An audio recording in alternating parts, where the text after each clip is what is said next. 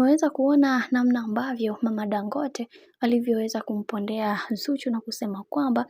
mtoto akililia wembe basi unatakiwa kuweza kumpatiwa, kwa sababu Zuchu kalilia kuondoka, kaona ndio njia sahihi katika maisha yake, basi ni vyema akaondoka. Na pia sisi kama familia hatutoweza kumzuia mtu kuweza kufanya maamuzi, kwa sababu katika hayo maamuzi ambayo yeye binafsi ameweza kuyafanya, kwa upande wake ameona ndio kitu sahihi. Hivyo sisi kama familia tumeona ni vyema yeye kuweza kufanya hivyo, na kwa yoyote ambaye anatushuku kwa namna moja ama nyingine, sisi hatutoweza kumwangalia mtu usoni, kwa sababu tunajua thamani zetu na tunajua namna ambavyo maisha yalivyo, kwani kwa hiki kinachoendelea sasa Mungu atapambana kuweza kuhakikisha kila kitu kinakwenda kuwa sawa, kwani kuna mengi ambayo yameweza kutokea na wengi wao walitamani sana kuweza kujua vingi, ila yote ya yote tunamshukuru Mwenyezi Mungu kuweza kuwafanya watu wengine wawe katika misingi na mikakati iliyo bora, kwana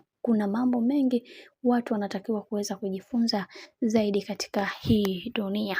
Bwana, mambo ndo kama hivyo ambavyo unavyozidi kuona mambo yanazidi kuwa mengi juu ya mengi zaidi, na mama Dangote yeye kwa upande wake hakutaka kabisa kuweza kuwa mnafiki kwenye hili. Ameweza kueleza namna ambavyo mambo yalivyo, na kwa upande wake amesema siwezi kuzungumza mengi juu ya haya yote ambayo yanayoendelea kati ya Zuchu pamoja na Diamond Platnumz, kwa sababu wao ni watu wazima na pia kila mtu ana nafasi zake kwa kila hatua ya maisha ambayo anayoyapitia. Hayo ndo maneno ambayo aliyoweza kuyanena mama yetu kipenzi mama Dangote, na kuweza kuzungumza hivyo ambavyo alivyoweza kusema yeye, na kusema hataweza kuingilia kamwe penzi la Zuchu pamoja na Diamond Platnumz, watajua wao wenyewe kwa sababu wao ni watu wazima.